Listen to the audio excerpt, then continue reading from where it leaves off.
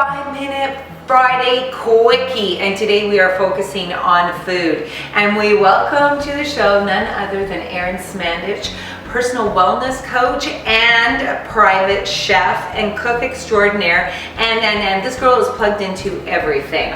It's so great to have you here. Oh, thanks for having me. Okay, I love the topic today. We are talking about intermittent fasting. A lot of people don't know what it is, but it is a big thing right now in the nutrition world. So define it for us. Yeah, intermittent fasting is huge right now. You're hearing about it everywhere. It's something that a lot of people have been practicing for a while now, and it's kind of really come into the mainstream in the past couple of years. So really, intermittent fasting is just taking breaks in between your eating. Okay, so what does that mean exactly? So you're basically shrinking your eating window down and extending the time where you're basically not consuming any calories. That's essentially what it is. And what it can look like can be any number of things, but you're really just shrinking down when you're actually eating food. Okay, and so what does that do for the body? Why is it important? So when we're taking these longer breaks from when we're actually eating food and digesting, it gives our body a chance to do so many other processes.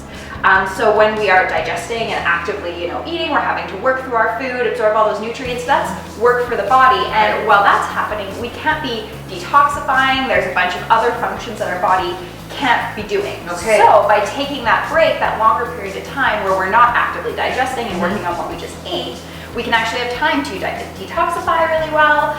It has all these different benefits for our body in terms of, boosting immune function, can be really helpful for all these things, but it really just allows our body to take a little rest from eating and work on other processes. Okay, I want to talk about my own experience with this because you got me on this. I do practice intermittent fasting.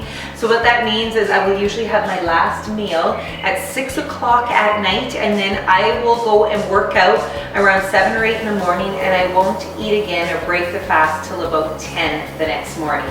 So I feel amazing, and I always used to think in my head that I have to have food in my body in order to work out, but my liver has enough glycogen in it, right, in order to sustain it. So tell what's happening in my body and why this is so beneficial for me. Absolutely. So you absolutely have enough energy stored from your evening meal to get through a workout. And this can differ person to person, but if you're feeling good doing it, it's working. But it's helping with the detoxification process.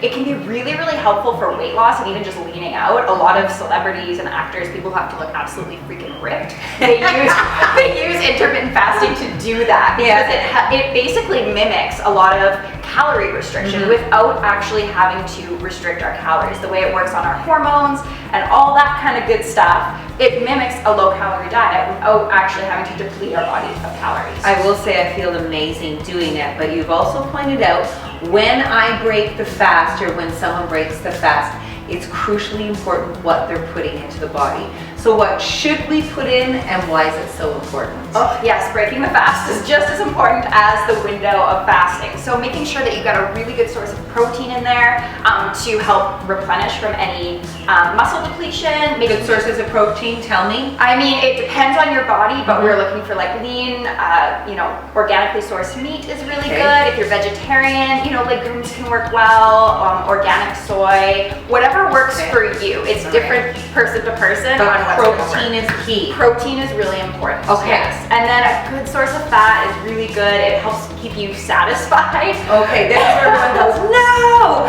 not fat. I was just fasting. What do you mean by a good source of fat and why? So we're looking at avocado, olives, olive oil, all these things are good fats, nuts and seeds, nut butters, all great sources of fat. And we need these for optimal brain function, optimal hormonal health. A lot of times we go to these low-fat diets because we think that is better. Although a lot of fat has been coming back into favor lately, which is great because it's so important for preventing that hangry feeling. Yes. And especially as women, hormonal balance, brain health, all these kind of things, we really need that healthy source of fat. Plus satisfaction. If you just have a little bit of protein and some veggies after breaking, a 16-hour fast, you're going to be hungry again right away. We want to make sure to replenish your body, get some good calories in there, something that's going to really sustain you. And that in turn fires up metabolism? Yeah, so fasting can be really, really helpful for your metabolic rate as well. Okay, there you have it. 5 minutes on the benefits of intermittent fasting, why you should do it. Trust me when I say I feel like $1,000,000. Erin, thanks for your advice today. Thanks for having me.